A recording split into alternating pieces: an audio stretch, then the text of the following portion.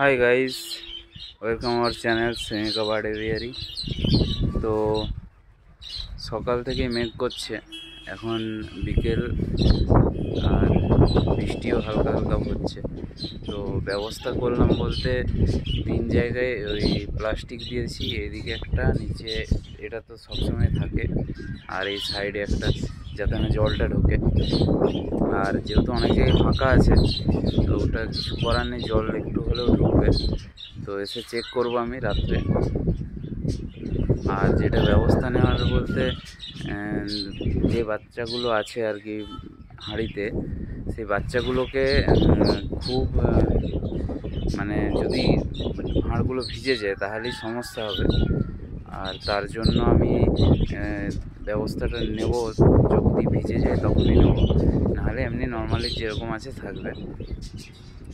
আর তোমাদেরকে দেখাই, যেটা হচ্ছে বাগানটা মোটামুটি রেডি করেছি, ছাদ বাগানটা। আর 3 রকম অপরাজিতা আছে, এটা 2 রকম আছে এখানে। আর এই দুটো তো আম গাছ লাগিয়েছিলাম। এখানে আছে সূর্যমুখী, যেটা বড় সূর্যমুখী, সেইটা লাগিয়েছি। পাশে হয়েছে একটা লাউ গাছ। আর এখানে একটা ড্রাগন লাগানো আছে টবে, মাটিতেও দুটো লাগানো আছে। এইখানে ছাদের যে ছাদ টবটা হয়েছিল, এখানে সেই ছোট সূর্যমুখীটা হয়েছে। এখানে হোয়াইট আর বেগুনি কালারের অপরাজিতা। এখানে একটা কুমড়ো গাছ, এটা একটা লাউ গাছ, আর পেঁয়াজগুলো লাগিয়েছিলাম।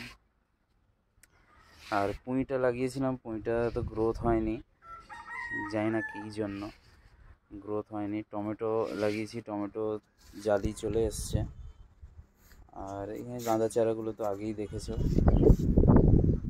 সেকেন্ড হচ্ছে লঙ্কাটা, ধানি লঙ্কা। এটা এখানে একটা জায়গা আছে, এখানে লঙ্কাটা বিখ্যাত, সেই চারাই লাগিয়েছিলাম, আমপাহাড়ির লঙ্কা বলে।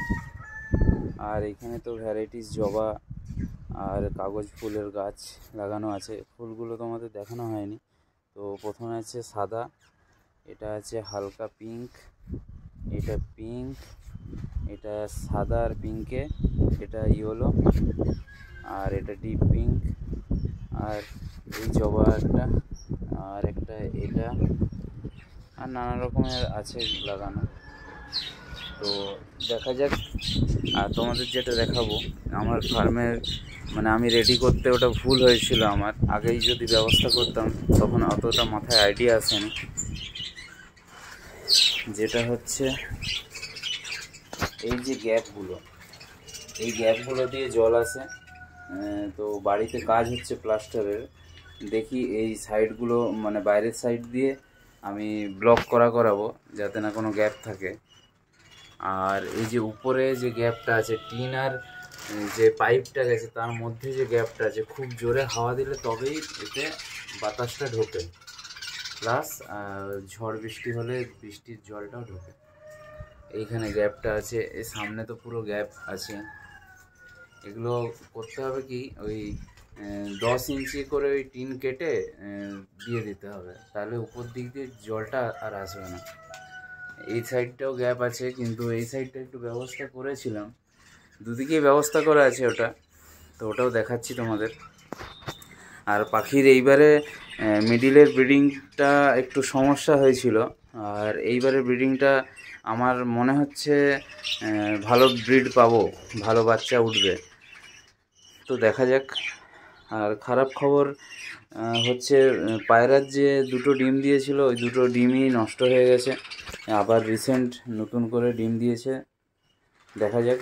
আর ককটেল লাভবার্ড দুটোরই আমি ভাঁড় খুলে রেখে দিয়েছি, কারণ থাকছিল একসাথে কিন্তু ডিম দিচ্ছিল, বাচ্চা হচ্ছিল না। তো এখন মোটামুটি এই গরমটা কিছুদিন মধ্যেই আমি ভাঁড় দেব, মোটামুটি এখনও 10-20 দিন ওরা এমনি একসাথেই থাকবে, ভাঁড় দেবো না। ভাঁড় দিলে হচ্ছে কি, ব্রিডিং হচ্ছে না।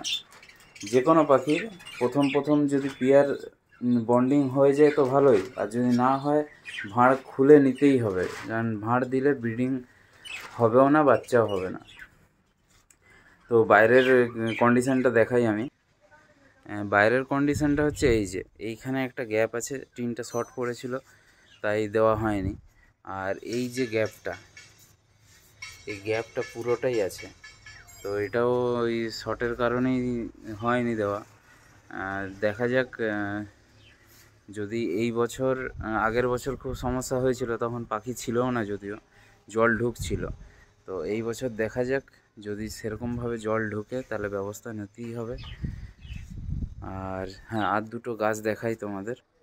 এটা হচ্ছে পিস লিলি, মানে খুব আমি এনেছিলাম দুটো, খুব কষ্ট করে যত্ন সহকারে একটা বাঁচাতে পেরেছি। তাও এটা মোটামুটি 1 বছর হয়ে গেল, তারপরে এইসবে চারা বেরোচ্ছে সাইড থেকে।